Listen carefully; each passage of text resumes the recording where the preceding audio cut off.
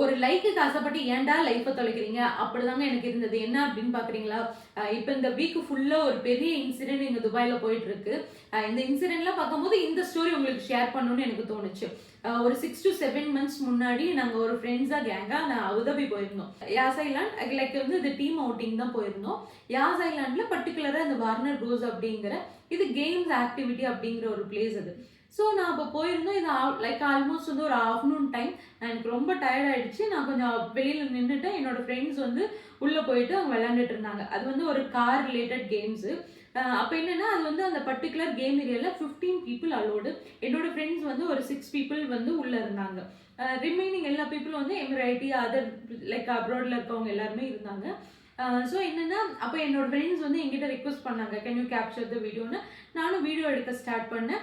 என்னன்னா இது car game, அதில் லைக் கார் வந்து ரோலிங் ஆகுற மாதிரி கேம். ஆப்வியஸா அந்த 15 பீப்புள் யார் அந்த பிளே ஏரியாவில் இருப்பாங்களோ எல்லாமே அந்த வீடியோவில் கேப்சர் ஆகிருந்திருக்கும். ஜஸ்ட் அது 2 to 3 minutes வீடியோ தான்.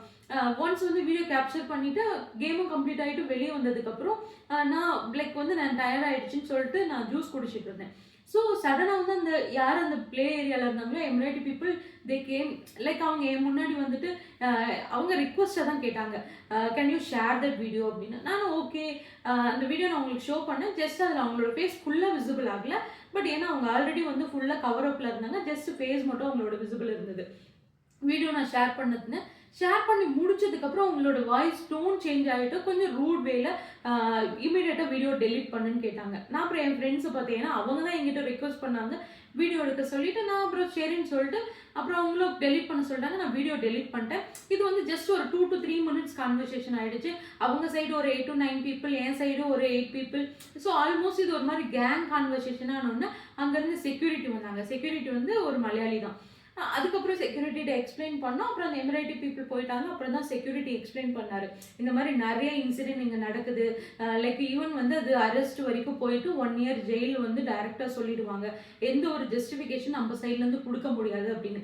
ஏன் இந்த இன்சிடென்ட் நான் இப்போ சொல்கிறேன் அப்படின்னா, லைக் வந்து நான் எஸ்டர்டே ஒரு வீடியோ பார்த்தேன். லைக் வந்து அவங்க வந்து தமிழ் ஃபுட் யூடியூபர் தான்.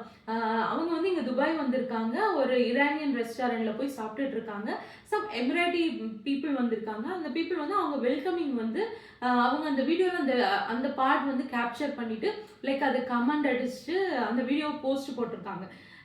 ஏன்னா நேற்று இப்போ 2-3 நாளாக வந்து அபுதாபி துபாயில் வந்து இன்ஸ்டாகிராம்லேயும் சோஷியல் மீடியாலையும் இந்த வாரை பற்றி மிசில்ஸ்னுடைய ஃபோட்டோஸு, இந்த ஏஐனுடைய கிரியேஷன், இந்த மாதிரி ஃபோட்டோஸ் போட்ட ஈவன் இந்தியன்ஸுமே இன்க்ளூட் 14 பீப்புள் அரெஸ்ட் பண்ணிட்டு 1 lakh AED வந்து ஃபைன் போட்டிருக்காங்க. இட்ஸ் ஆல்மோஸ்ட் வந்து 25 lakhs ஃபைனும் ப்ளஸ் 1 year ஜெயிலும் கொடுத்துருக்காங்க.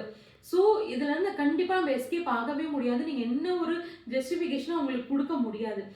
ஸோ ஒரு லைக்குக்கு ஆசைப்பட்டு நம்ம துபாய் வரோம், ஒரு வெக்கேஷனுக்கு லீவுக்கு வரோம், நீங்கள் ஒரு ஃபோட்டோ கேப்சர் பண்ணுறீங்கன்னா இங்கே யூஏஇக்கு மிடில் ஈஸ்ட் கண்ட்ரிக்கு நிறைய ரூல்ஸ் அண்ட் ரெகுலேஷன் இருக்குது, நிறைய ரெஸ்ட்ரிக்ஷன் இருக்குது.